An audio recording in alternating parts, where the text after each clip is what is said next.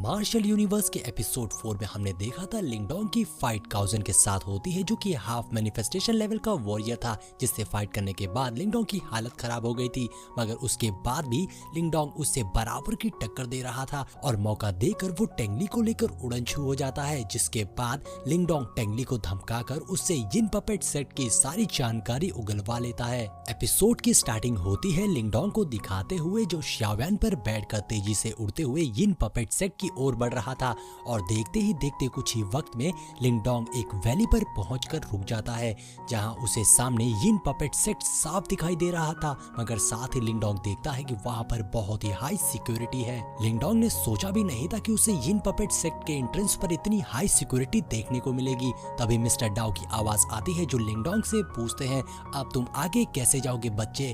लिंगडोंग पलट के टेंगली की ओर देखता है, जिसपे टेंगली कहता है, मैं पहले ही तुम्हें यिन पपेट सेट तक ले आया हूँ, अब तुम्हें मुझसे क्या चाहिए? लिंगडोंग जानता था कि ऐसे सेट में घुसने का कोई न कोई एक खुफिया रास्ता जरूर होगा, जिसके बारे में सिर्फ सेट के लोग ही जानते होंगे। और अब लिंगडोंग की हाथों से मजबूर टेंगली उसे सारी जानकारी दे देता है। अगले सीन में लिंगडोंग बहुत ही भयानक एविल स्पिरिट एनर्जी के बीच से होते हुए यिन पपेट सेट के किले के पास पहुंच गया था। मगर लिंगडोंग ने ये भी एक्सपेक्ट नहीं किया था कि इस सेट को इतनी एविल एनर्जी प्रोटेक्ट कर रही होगी। तभी मिस्टर डाओ वहां आते हैं और कहते हैं, ये नाटैंग एनर्जी है, इसमें कोई शक नहीं है, टेंगली ने तुम्हें यहाँ जानबूझकर मरने के लिए भेजा है। लिंगडोंग भी जानता था कि इतनी जल्दी उसने जवाब दिया है, जरूर उसके पीछे कोई तो रीजन था। मगर मिस्टर डाओ के लिए इस एनर्जी से लड़ पाना बहुत मुश्किल नहीं होता। मिस्टर डाओ लिंगडोंग और अपने आसपास एक शील्ड क्रिएट कर देते हैं, जिससे वो एविल स्पिरिट एनर्जी उनका कुछ नहीं कर पा रही थी। लिंगडोंग मिस्टर डाओ के साथ यिन पपेट सेट की ओर तेजी से बढ़ रहा था।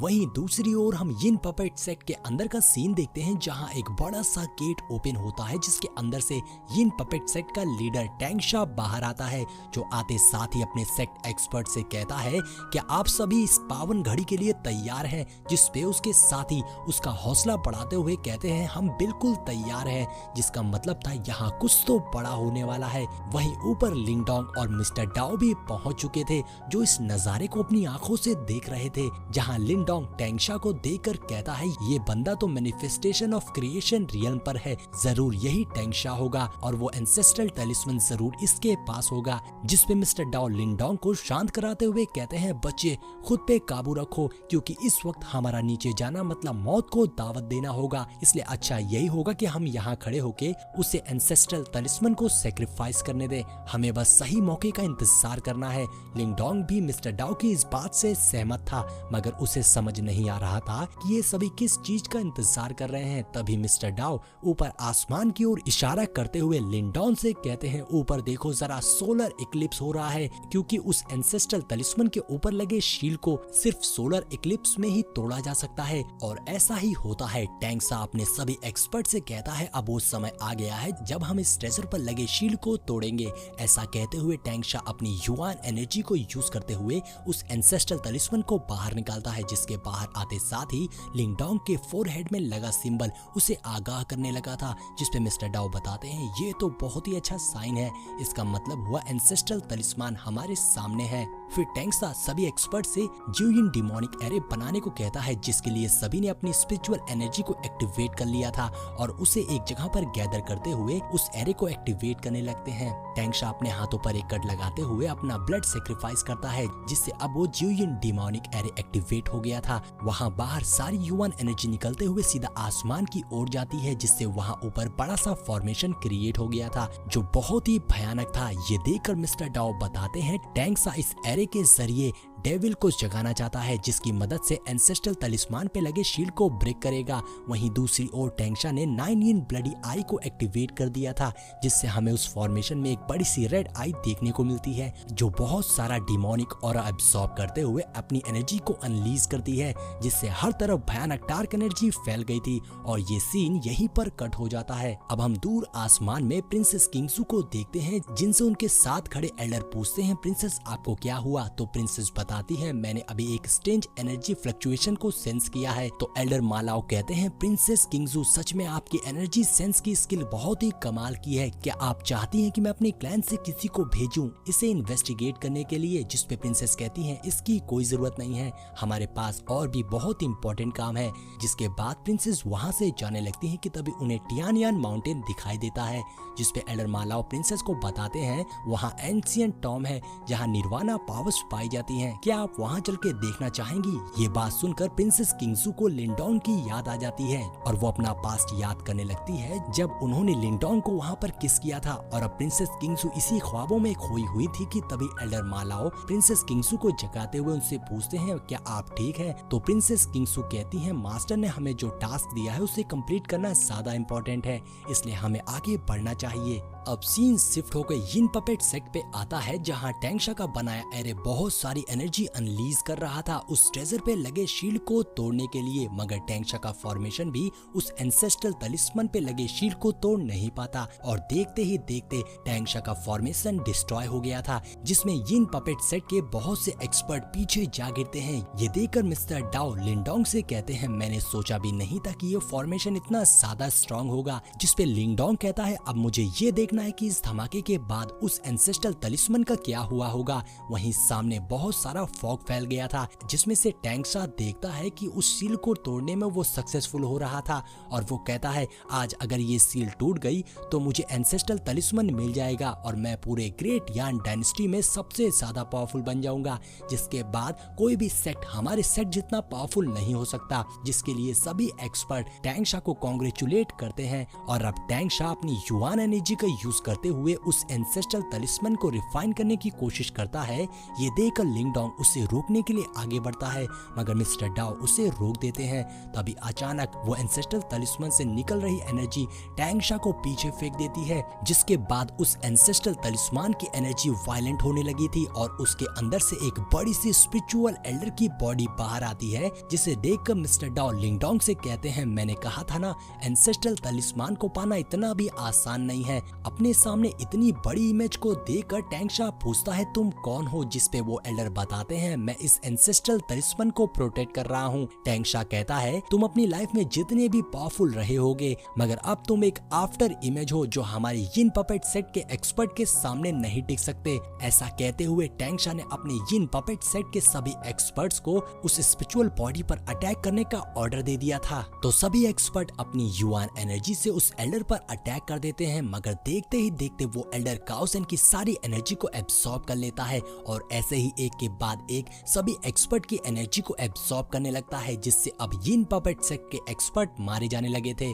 कुछ की तो बॉडी ही डिसअपीयर हो जाती है। उस एल्डर की एनर्जी इतनी ज्यादा वायलेंट थी कि इसके सामने टैंगशा के क्लैन के दो हायर लेवल एक्सपर्ट भी उसका सामना नहीं कर पाते और वो दोनों पीछे जाकर गिरते हैं क्योंकि उनकी सारी एनर्जीज को उस एल्डर ने शक कर लिया था। ये देखकर दोनों एल्डर्स टैंगशा से कहते हैं लीडर अभी हमें इस तलिस्मन के बारे में थोड़ा और सोचना चाहिए। यहाँ इस पावर को देखकर लिंडोंग घबराते हुए पूछता है ये किस तरीके का फोर्स है? जिसपे मिस्टर डाओ बताते हैं ये डेथ फोर्स था। मैंने सोचा भी नहीं था कि आफ्टर लाइफ के बाद भी ये एल्डर इतना ज्यादा स्ट्रॉन्ग होगा।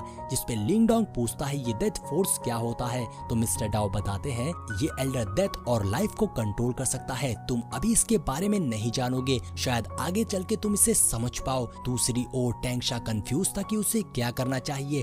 तभी अचानक ही उसे एहसास होता है कि उसके सेट में कुछ लोग घुस आए हैं, कि उसकी आंखों के सामने दो बंदे मारे जाते हैं और यहाँ आ पहुंचा था द ग्रेट डीमन सेट के लीडर और वो भी अपनी पूरी आर्मी के साथ, जो आते साथ ही कहता है टैंगशा तुम अभी भी ट्रेजर्स को चुरा रहे हो। ये देखकर ऊपर खड़ा लिंगडोंग समझ चुका था कि अब एंसेस्ट्रल तलिस्मन को पाने में और ज्यादा मुसीबत होने वाली है। टैंगशा द ग्रेट डीमन सेट के लीडर मुर्रे को देखकर कहता है कि तुम्हारी हिम्मत भी कैसे हुई मेरे सेट में घुसने की? तुम्हें क्या लगता है कि तुम मुझसे जीत पाओगे? जिस पर मुर्रे कहता है मुझे लगता है कि तुम इस ट्रेजर को अकेले हैंडल नहीं कर पाओगे, इसलिए मैं यहाँ तुम्हारी मदद करने आया हूँ। तभी ऊपर से एक आवाज आती है। मुर्रे बिल्कुल सही कह रहा है और यहाँ आ पहुंचा था मार्शल अलायंस, जिसका लीडर टैंगशा से कहता है इस ट्रेजर को हैंडल कर पाना तुम्हारे बस की बात नहीं है। कैसा रहेगा अगर हम सभी साथ में मिलकर इस ट्रेजर पर लगे शील्ड को तोड़ें? इस बात पर टैंगशा को गुस्सा आ गई थी और वो अपने सेट के एक्सपर्ट से कहता है यिन पपेट सेट के एक्सपर्ट अगर यहाँ आए किसी ने भी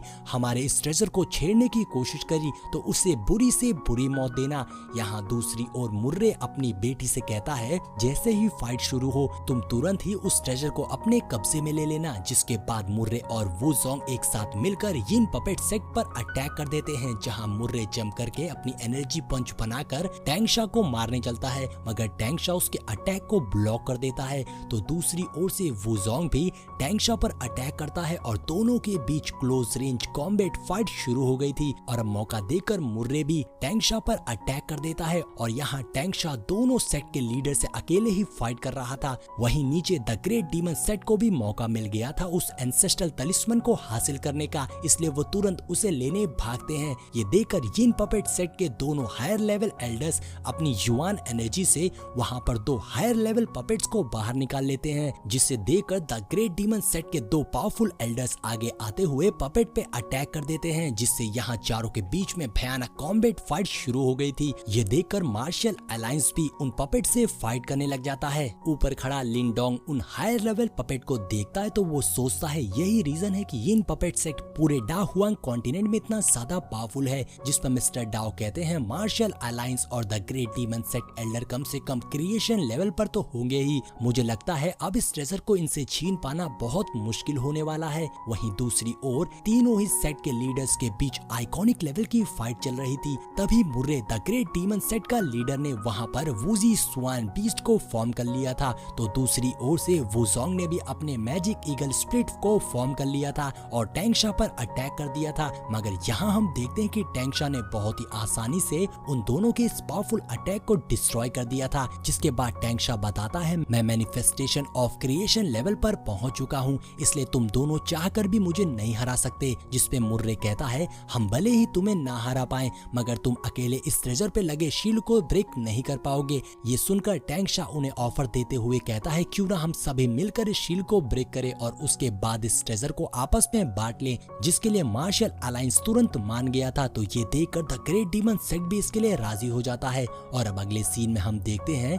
तीनों सेट के लीडर्स अपनी पावरफुल एक्सपर्ट्स को एक साथ लेकर उस ट्रेजर पे लगे शील्ड को तोड़ने की कोशिश करते हैं और इसके लिए ये सभी अपनी एनर्जीज को अनलीज करते हैं। और अब यहाँ तीनों ही सेट की एनर्जीज एक साथ इकट्ठा होकर बहुत ही ज्यादा वायलेंट हो गई थी। ये एनर्जी इतनी ज्यादा जबरदस्त थी कि इसके सामने कोई भी टिक नहीं पा रहा था और अचानक ही वहाँ बहुत भयानक ब्लास्ट होता है, जिससे वो सभी एल्डर्स पीछे हो गए थे। यहाँ तक कि नीचे खड़े वॉरियर्स भी उसके सामने टिक नहीं पाते। अब टैंगशा तुरंत ही उस शील्ड की ओर देखता है मगर वो अभी भी ब्रेक नहीं हुई थी। ये देखकर टैंगशा को बहुत गुस्सा आती है और तभी लिंगडोंग ने नीचे जंप कर दिया था और वो अपनी लाइटनिंग स्पीड से तेजी से उस ट्रेजर को लेने भागता है, जो देखकर काउजन उससे पहचान गया था और कहता है ये तो लिंगडोंग है। और अब लिंगडोंग उस ट्रेजर के बिल्कुल करीब पहुंच जाता है और बस उसे लेने ही वाला था, मगर यहीं पर ये एपिसोड एंड हो जाता है। तो दोस्तों लिंगडोंग उस ट्रेजर को ले पाएगा या नहीं ये आपको नेक्स्ट पार्ट में पता चलेगा, जिसके लिए आपको चैनल को सब्सक्राइब करके बेल नोटिफिकेशन को ऑन करना होगा। सो मिलते